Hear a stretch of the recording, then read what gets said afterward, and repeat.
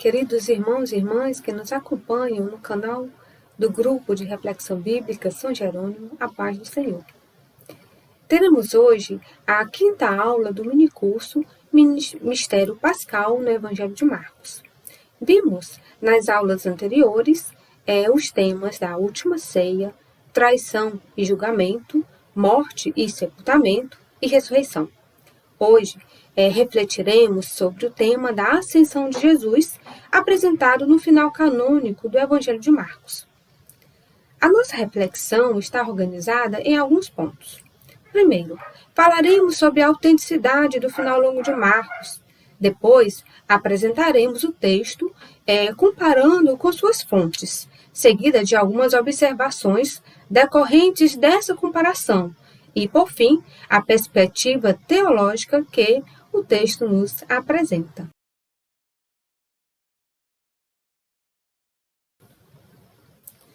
Nós vimos, na quarta aula desse minicurso, que o Evangelho segundo Marcos termina no versículo 8, com o silêncio das mulheres em relação ao anúncio da ressurreição de Jesus. Como o professor Augusto bem explicou, trata-se de um final aberto que reconduz o leitor de volta ao início, na Galileia, onde tudo começou. É um convite a assumir o compromisso de viver e anunciar o projeto histórico salvífico de Deus. Pois bem, a dinâmica desse final inesperado, desconcertante, parece não ter sido compreendido, pelo menos por uma parte da tradição cristã. Essa incompreensão levou a tradição a dar algumas respostas à questão da ressurreição, o que resultou no acréscimo de outro final, denominado pelos estudiosos como final longo, composto pelos versículos 9 a 20. Há outros finais que não são considerados canônicos, mas que vocês podem verificar em nota de rodapé da Bíblia de Jerusalém. Mas o final longo que hoje nós estudaremos, ele é considerado pela maioria dos estudiosos como um acréscimo tardio, cuja autoria não remontaria ao evangelista Marcos, mas a um copista que pode ser situado no final do século I ou início do século II. Esse relato tem características de linguagem e composição que dificilmente podem ser aproximadas ao resto do Evangelho de Marcos. Além disso, seu conteúdo carece de originalidade, pois apresenta um resumo das afirmações sobre a ressurreição de Jesus contida nos outros 3 evangelhos e nos Atos dos Apóstolos.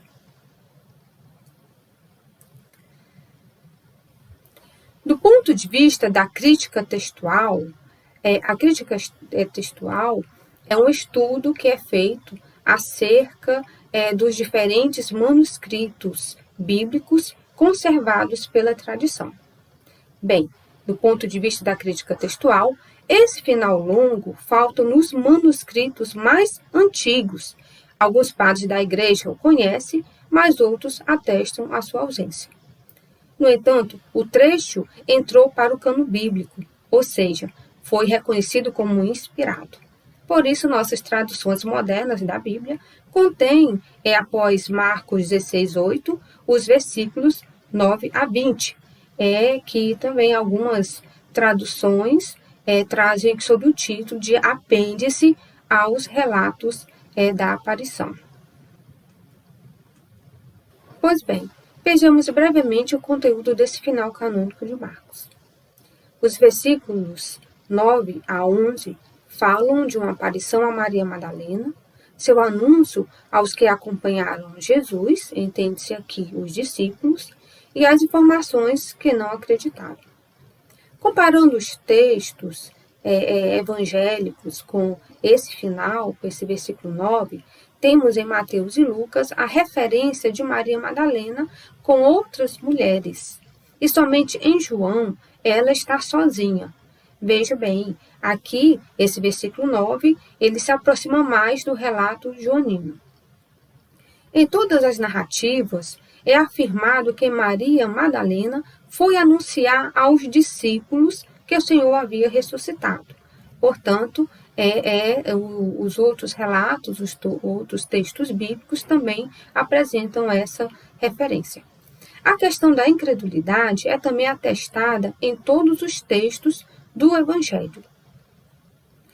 Em relação aos versículos 12 e 13, eles falam de uma aparição aos 2 discípulos em viagem, o que alude muito claramente ao relato lucano de Emaús. Há um elemento novo aqui, que é a questão da incredulidade. Essa questão da incredulidade não se encontra no relato de Emaús.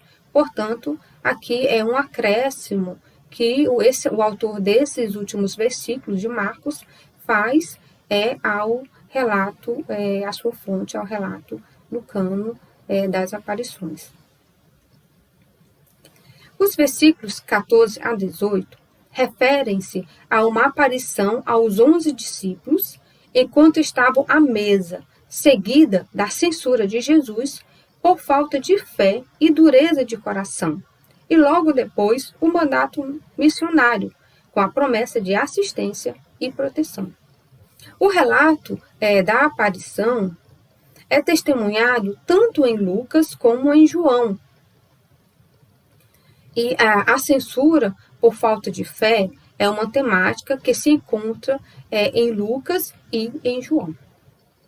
O mandato missionário com o imperativo ide e proclamai encontra sua referência em Mateus 28:19, mas com a ordem de ide fazer discípulos batizando-os, que é diferente em Lucas e João. Em Lucas, o texto apresenta a afirmação: vós sois testemunhas destas coisas. E em João, Jesus afirma: como o Pai me enviou, eu também vos envio, com o acréscimo da afirmação de perdoar, reter pecados. Veja que aqui esse mandato missionário desse versículo 15, ide e pelo mundo inteiro, se aproxima mais do mandato missionário que se encontra no Evangelho de Mateus.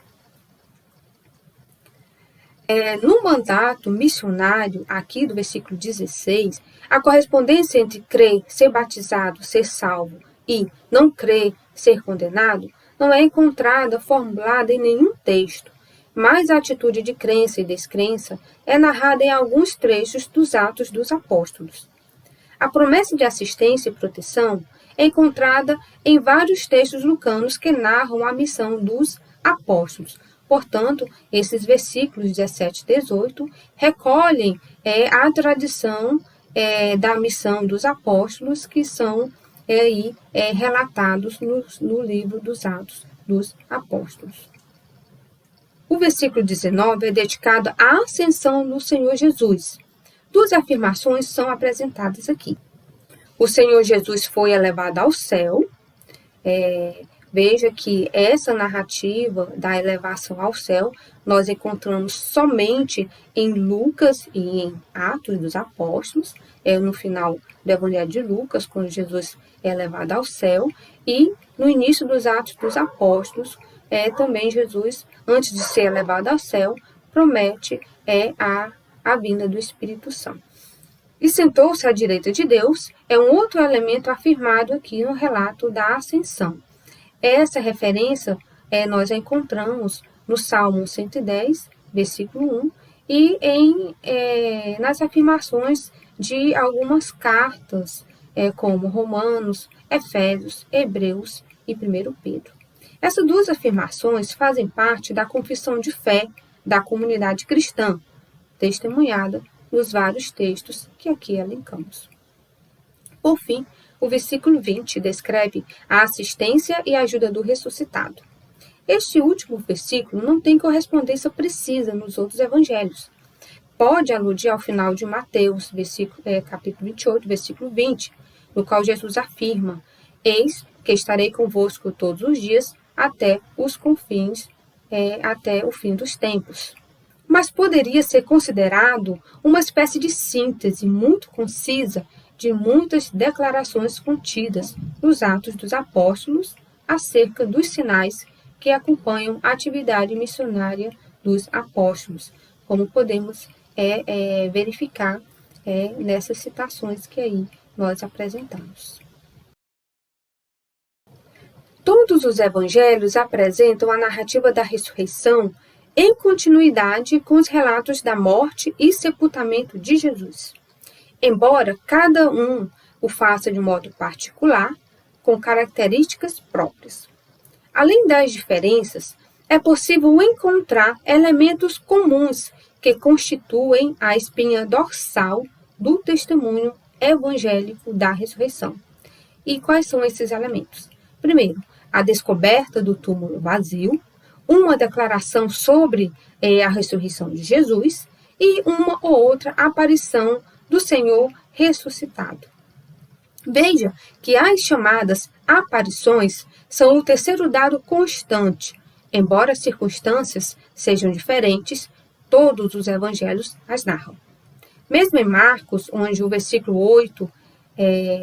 o versículo 8 não há narrativa de aparição, pelo menos é anunciada como um evento futuro na Galileia, no versículo 7.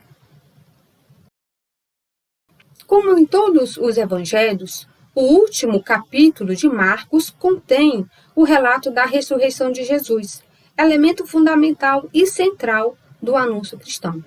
No entanto, o anúncio da ressurreição em Marcos carece de uma verdadeira narrativa das aparições, e o relato termina com um final aberto e, de certa forma, desconcertante. O importante ressaltar aqui, em relação aos versículos 1 a 8, é a promessa dada aos discípulos quanto ao encontro com o ressuscitado. Isso nos indica que a narrativa do encontro dos 11 discípulos com Jesus ressuscitado é um dado muito importante na tradição acerca da ressurreição. É a partir do encontro pessoal com o ressuscitado que se inicia a missão dos discípulos. A partir dessas observações, podemos entender a inserção dos versículos 9 a 20 ao final original de Marcos, pois acrescenta informações importantes que Marcos deixou de fora. O final aberto de Marcos, no versículo 8, favoreceu o aparecimento de uma conclusão adicional conforme os outros evangelhos, que narram as aparições de Jesus e o mandato missionário aos discípulos. Um olhar mais atento ao estilo, aqui é apresentado um resumo, e ao conteúdo, aqui esse conteúdo não apresenta continuidade com a narrativa anterior.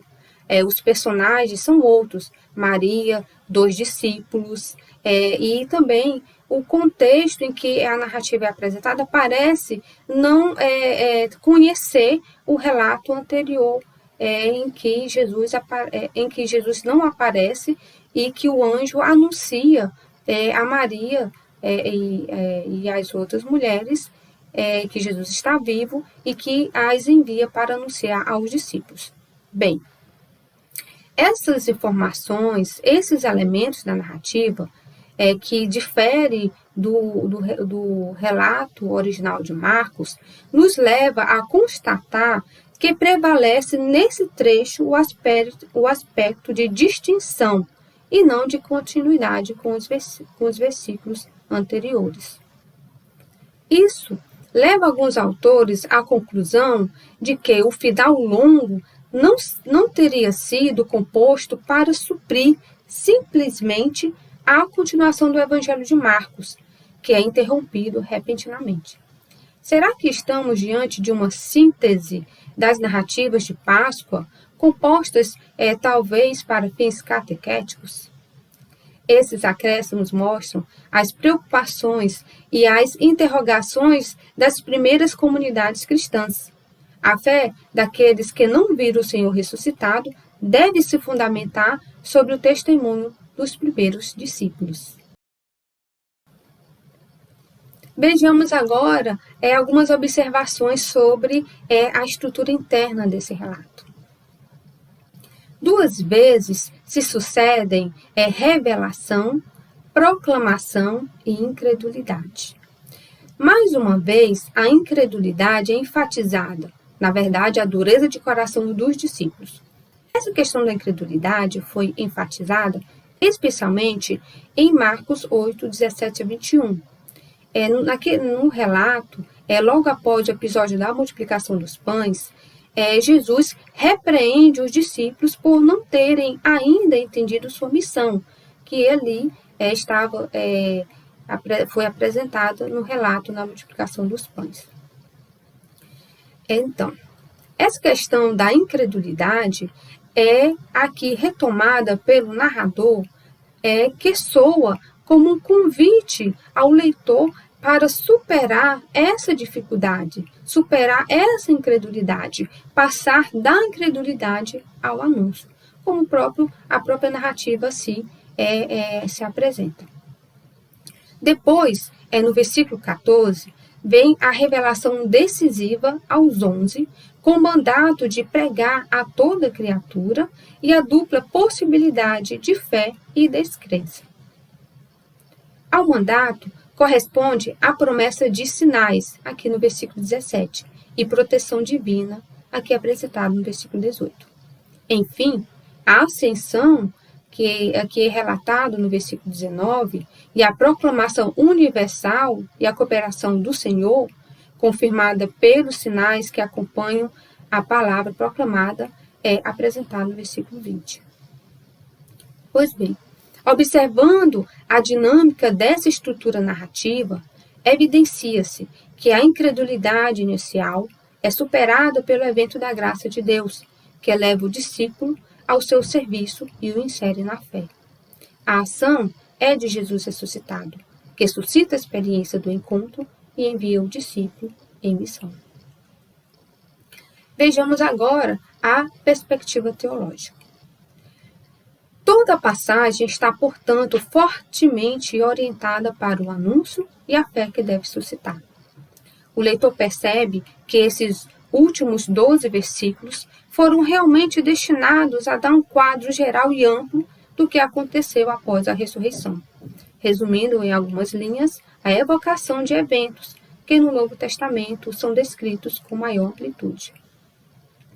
Sua principal função é reafirmar tanto a realidade da ressurreição de Jesus, aqui vista de fato por testemunhas individuais e depois também é aparecida aos 11, quanto a permanência da relação entre Jesus e os discípulos, que apresenta características conhecidas, como a incredulidade e a missão, e também apresenta características novas. Precisamente, esses versículos finais abrem o horizonte para um novo tempo, apenas esboçado aqui no versículo 20, mas que o leitor reconhece como seu próprio tempo, o que poderia ser chamado de tempo da igreja, ainda que tais palavras nunca apareçam em Marcos, nem mesmo aqui nesses versículos. É uma terminologia própria, uma compreensão própria da narrativa lucana. Em relação à ascensão, o que podemos afirmar? Primeiro, é importante ressaltar: a ascensão de Jesus é parte do que chamamos de mistério pascal, que é composto de 4 partes interrelacionadas: sofrimento e morte, ressurreição, a ascensão e o envio do Espírito. Todas essas partes formam uma única realidade do mistério pascal. Se, de um lado, a ressurreição diz que o Jesus crucificado está vivo, por outro lado, a ascensão afirma que Jesus vivo entrou na glória de Deus. Isso é expresso de muitas maneiras nos diversos escritos do Novo Testamento. Aqui nessa perícope, 2 realidades são afirmadas. Primeiro, o versículo 19 afirma que Jesus foi elevado ao céu e sentou-se à direita de Deus, ou seja, ele foi entronizado na glória, compartilha do poder de Deus. O versículo 20 acrescenta que os discípulos foram anunciar a boa nova e que o Senhor ressuscitado os acompanhava, confirmando sua ação. Jesus ressuscitado está à direita de Deus, mas colabora com seus discípulos, não os abandona, continua presente, atuando por meio dos discípulos. Importante ressaltar a relação entre a entrada na glória e a atividade missionária dos discípulos. A ascensão e a ausência física de Cristo tornam possível novo tipo de presença na comunidade de seus discípulos. Somente quando Cristo se vai é que a igreja começa a sentir a força dele, de seu espírito, atuando no mundo por meio dela, por meio da comunidade. A ascensão marca o fim da missão terrena de Jesus, que agora é confiada aos discípulos por meio desse mandato: ide e anunciai o evangelho a toda criatura.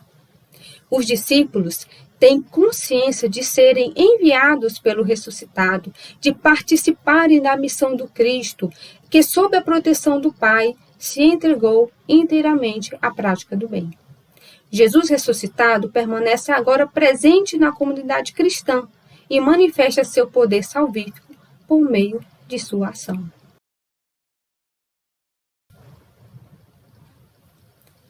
Todos os relatos de aparição mostram como a pessoa ou grupo que faz experiência com o ressuscitado é enviado em missão.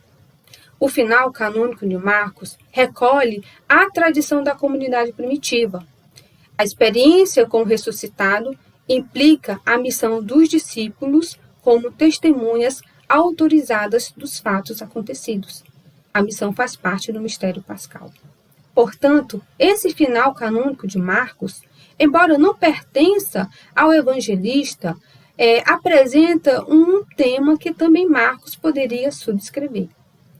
Jesus ressuscitado funda a fé da comunidade cristã e, por meio dela, continua o anúncio e a manifestação do reino de Deus. Jesus, ao ser elevado ao céu, não nos deixou sozinhos. Deu-nos o mesmo Espírito que o ungiu e o animou na missão.